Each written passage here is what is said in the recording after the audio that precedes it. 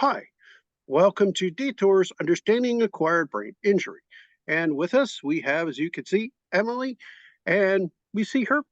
She's one of our recurring characters, and she's a recurring character. And it's like she does our favorite elf, Emily, our favorite elf. And one of the things is that she's willing to share openly like she has a different scars that a lot of patients with acquired brain injury have. They have their trach and they have oftentimes a feeding tube, get a peg tube or a J tube scar. And I'm glad she's willing to share that because a lot of people end up feeling uncomfortable and embarrassed.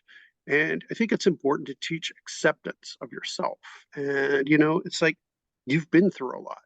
And, I'm going to maybe touch on that and just talk about learning to accept yourself. Mental health is a big thing for all of us with brain injury. And, maybe we could talk a little bit about that.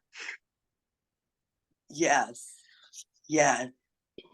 Um, me a little bit to be okay with the way my body looked, but on the same note, I realized pretty quickly that the scars aren't going anywhere, so I might as well embrace them. They tell a story. They do, kind of like the tattoos and other things. It's like that I've survived something pretty intense. I mean, the scar on my head here is pretty well faded. It's been 30 years. But I have, various from where, well, I'm an amputee. I mean, it's like I can't like really show my leg very well there, at least not without embarrassing myself beyond that. But, it's like I had at the pool the other day, I had a little girl ask me, "Hey, can I touch that?" And it's like my other leg is modified for swimming. The foot is flat and things like that. But she was really, really curious. And it's an opportunity to teach, about how people are different and that openness. And I have a cane for balance. Not on actually I needed the cane before then, with my balance before I lost my leg in the second accident. And I just think it's important to encourage that openness, and that dialogue. Um, a lot of people don't understand, even a lot of the docs don't necessarily understand, like with brain injury, it isn't just, you got your head shaken up. It's like it affects us physically a lot. People talk about like their appetite has changed, um that they maybe have diabetes now, or they have like they fracture their bones break more easily, or they don't heal as well, they get sick really easily, and all of this is tied together. um Kids don't grow as tall as they might have.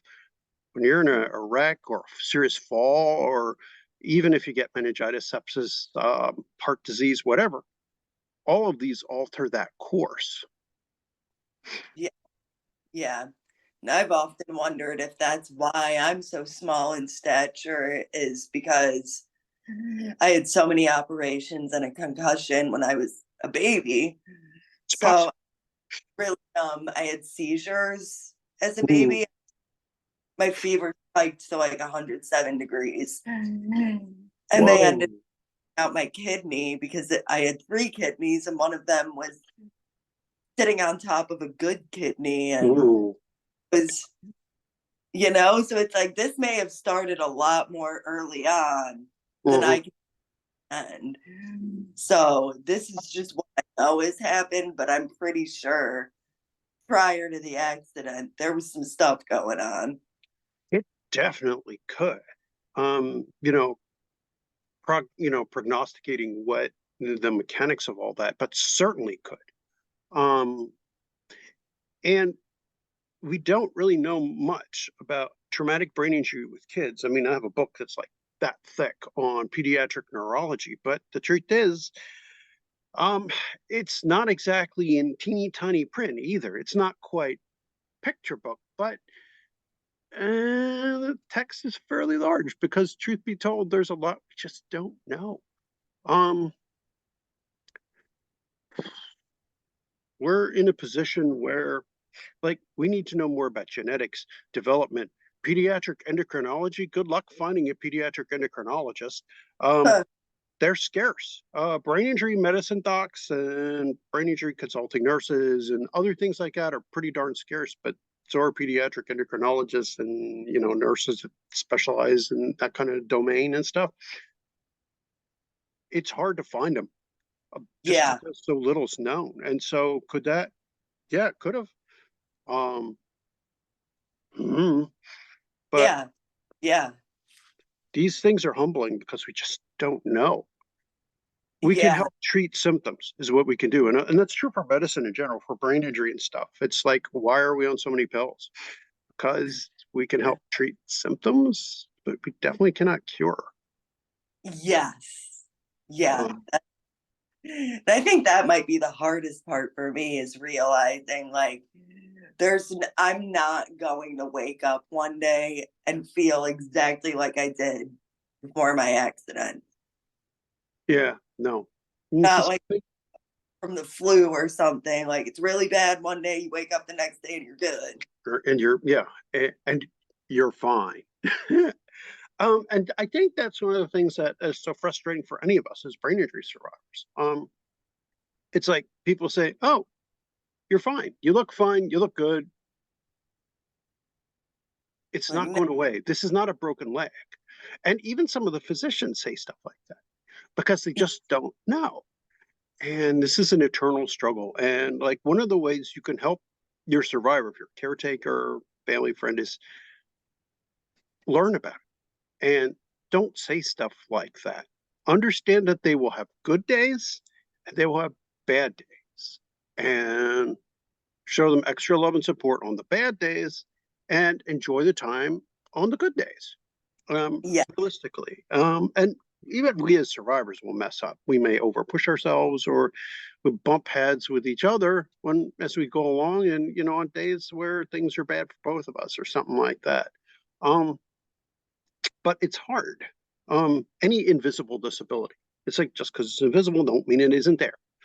I mean, if I could take my brain out and, show you, it's like, hey, see that? There's scars there, and it's kind of like atrophied there. You can see in there, and it's like even the MRIs don't show a great image of that, but still, you know. And it's like, so And it is whoops, it's frustrating. The those momentary glitches, those are always fun. Anyway, so yeah, I mean, it's like one of the advantages of having a cane is like people know I have a problem. And sometimes I suggest to people, maybe you should just carry a cane or you should have something so people know, hey, I got a problem, especially when you're dealing with like either the public out in the open or if you have to go into an agency or something like that, take a cane. It's kind of like a pair of like blank glasses, without you know, corrective lenses in them, just so people know, hey, I've got a problem here. Um, I don't need the cane to move fast or to walk. I need it for balance, so I yeah, don't fall on my butt. Can I hustle without it? Yes. Am I at risk of falling on my face or my butt? Yes. But if I'm upset or if I need to move quickly, yeah, I can go without it. And I have forgotten it. Of course, then on the way back, I'm like balancing against the wall. But oh, yup, but yeah, it's an excellent signal that hey, maybe something ain't right here. You know what I yes. mean? Lets the public know. That Yeah, maybe it's a flashing yellow light and reminds people that not everything they see or not everything is as it may seem. Don't be stupid, yeah, because the general public gets dumber and dumber, it seems, which unfortunately is not something you can fix. As Bill Engvall put it, you can't fix stupid. That is a disability that, you know, and most of the people I've encountered with brain injury are pretty smart. So, you know, yes, yes, yeah. I think that it is really frustrating with like healthcare professionals. They basically told me when I was in the hospital, I would be used to my new normal in a year. Then I'm realizing that I don't think that's true. um, after 30 years, it's like, am I kind of sort I can accept used to it? Well, I don't know. Accepting of it, perhaps. It's hard to put my finger on how I describe it. It's like it is what it is, and it's like mm, Yeah, I think the acceptance will be that's big for me because I that will really come. now like okay, yeah, they gave me a year, but I don't think they know what they were talking about exactly. No, Uh yes, you're um, done, but I am almost 8 months out and I can't imagine in 4 months I'm just gonna be okay. Like you're not going to be okay, but you may be eventually okay with it, yeah, accept it. But you're not going to be used to it. You're not going to be, but you will say, well, this is me. Eh, you know, um, And within a year or two, I've always said this. It's like the disabilities you're going to have are set, maybe 3 years. It's like, what you're going to have problems with, the extent of what's wrong. So you have to accommodate for those things. You got to like know what you set alarms for. You got to know what um, and you're like, well, hey, this is me. I'm happy with, where I sit. Is life great? No, this isn't what I envisioned, but people, I've built new friendships, people that love and care about me, and people I care about, it's like I have a circle of friends who love and care about me and I care about, and, it's like, yeah, but eh, yeah, yeah. It's tough. Definitely, like I think mentally probably one of the biggest struggles for me is trying not to get like sucked into that void of negative thinking and yeah, I think you do really well with that. I mean, and it's like one of the advantages you mentioned before in one of our previous videos with you, where you talk about, whatever, that is actually quite helpful.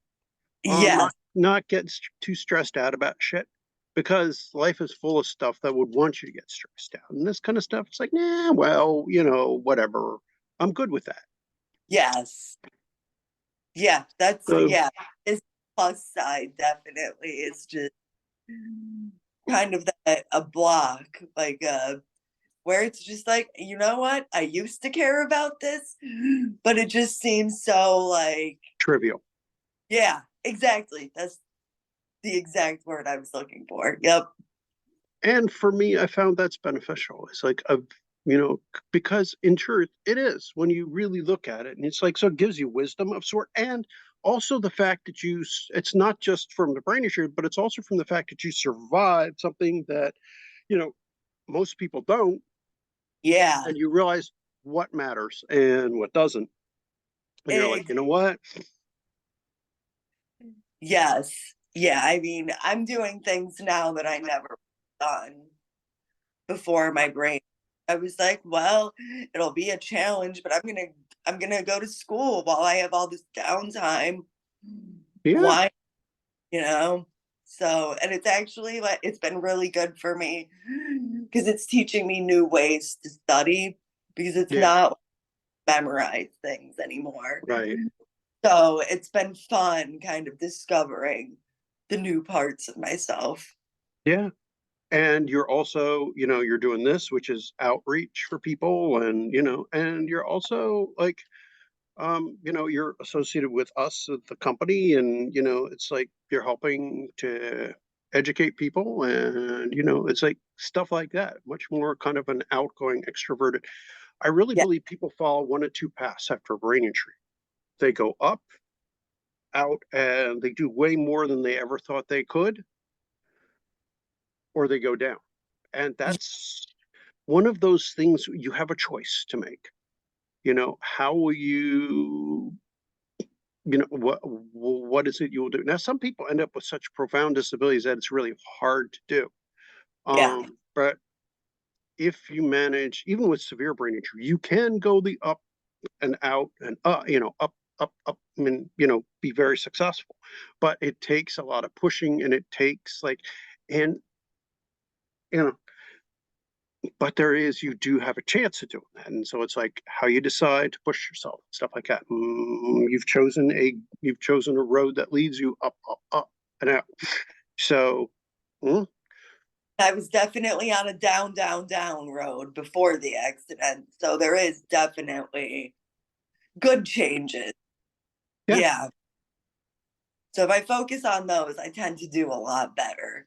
Like, oh, I could have a pity party and, but really, that's not where I want to be. So, and the fact of the matter is, it's like you're doing the things that lead you in the upward direction. You're taking the steps that lead you up and out. yes. Yeah. It's important, I think. Like there's so much that goes into this process of first understanding your brain Mhm. and then understanding how it affects you personally. Yeah, and that is one of the places where a lot of people stumble, because they cannot accept it. Not me, why me? Sometimes there is an explanation. Sometimes you have to accept there is an explanation. It's like after you've gotten through that, and that I would say those are the brambles that can catch and hold you. After that, okay, yes, me. Now what? Which choice? Can I keep ruminating on why me? And I got to get back to the old me. Then all kinds of bullshit cures and all that kind of stuff, which leads nowhere. Yep. Or, yes, me, how do I move forward now? How do I, yes, accept it? This is how I am. What can I do to go up and out to do better? Is there a road I can take to do better? Yep. For a long time, I struggled with get back to what I was. Well, no, I can't. So, what can I do to do better with what I have? Yes. Yeah. And so, part of it is the company, you know, Yeah. and helping other people. Yeah. And a lot of us choose that route. It's a good route to choose, I feel like. Yeah. What else are you going to do? I don't want to be miserable for the rest of my life. Me either.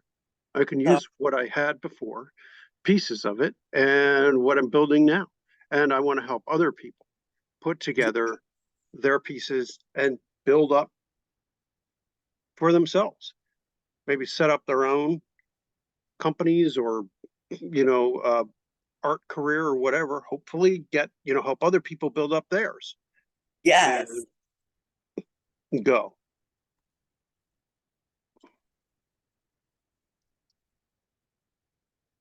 That's what the long term goal of all of this is. And help them provide them with basically a family of sorts of people who really understand. Yes. That's been big for me is like, I'm not going through this alone. Mm-mm. Nope. So, because for a while before I found like the group and stuff, I was just kind of like a chicken running around. I got off. Didn't really know what I was doing, but then realizing that this is not strange behavior. It's not Mm. bad. It's just different.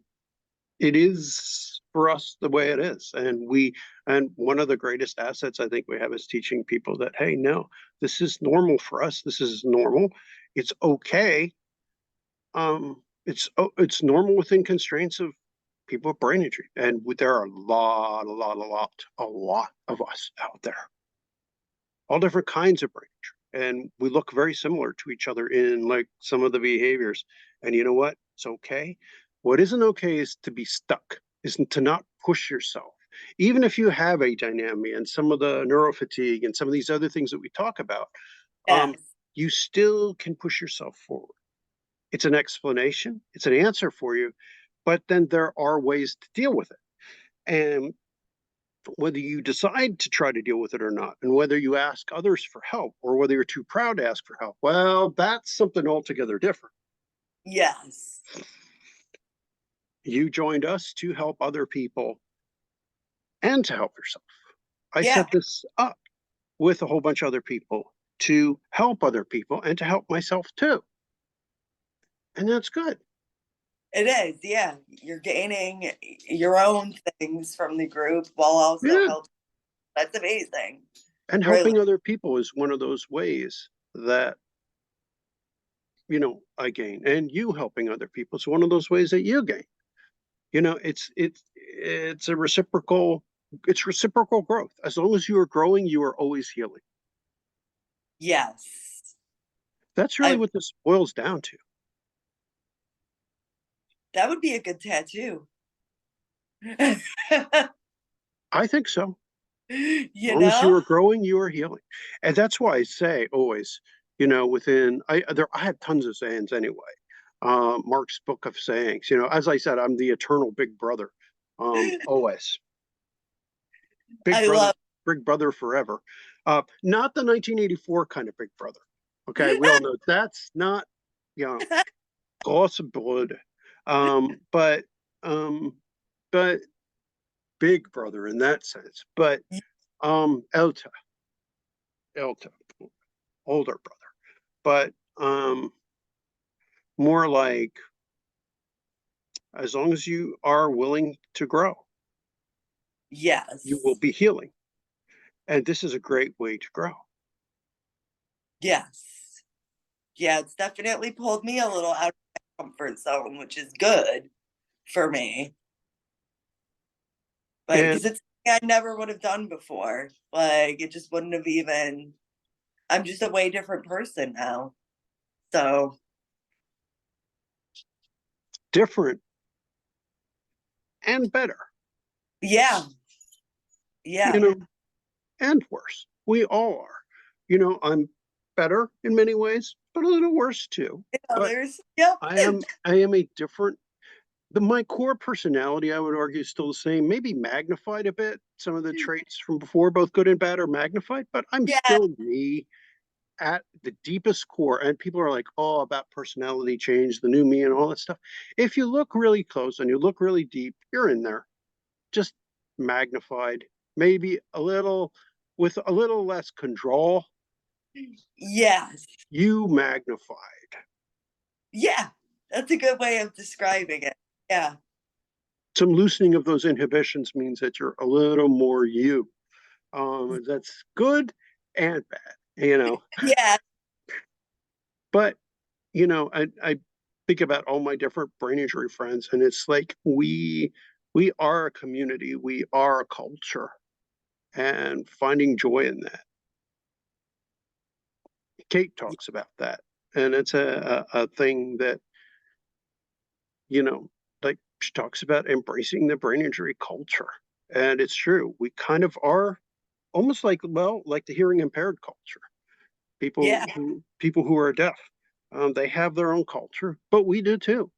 And she's doing some work exploring and developing brain injury culture. When I was with Lisa, one of our older hosts, and with Kate, we all did some stuff that definitely marks us as having brain injury, no doubt. But she also had a lot of fun, and she said I felt like my family, of people who get it. And she just laughed. And when she talked to her her partner, she was like, um, she said to him, she said, I found my family. And she said, it's like we really, we are a culture. And it's like, yeah, we are. And we want to build on that to establish, a place where people with brain injury can feel themselves, not feel afraid or not feel like disconnected. Yes. It's important. Yep. Because I felt kind of lost there for a little bit. So Yeah, definitely. Um, so having things like this for people who are struggling or need information, it's a great resource. Yeah, and I'd love to see us build like places that people can go. We brought on board somebody new who's helping us out, new board member. who has some great ideas, and we can turn this into something physical too, maybe with her ideas. Um, Turn us to places that people can actually go eventually once we've got funding. Um, so we'll see how all this goes in the future. But it was good talking with you about this, and just sometimes these chats are nice, They exploring all are different kinds of things. Just kind of wander down the road of thought. You know, therapeutic. it is, it is, it is. Um, I'll I'll see you tonight at the executive Yeah, committee meeting.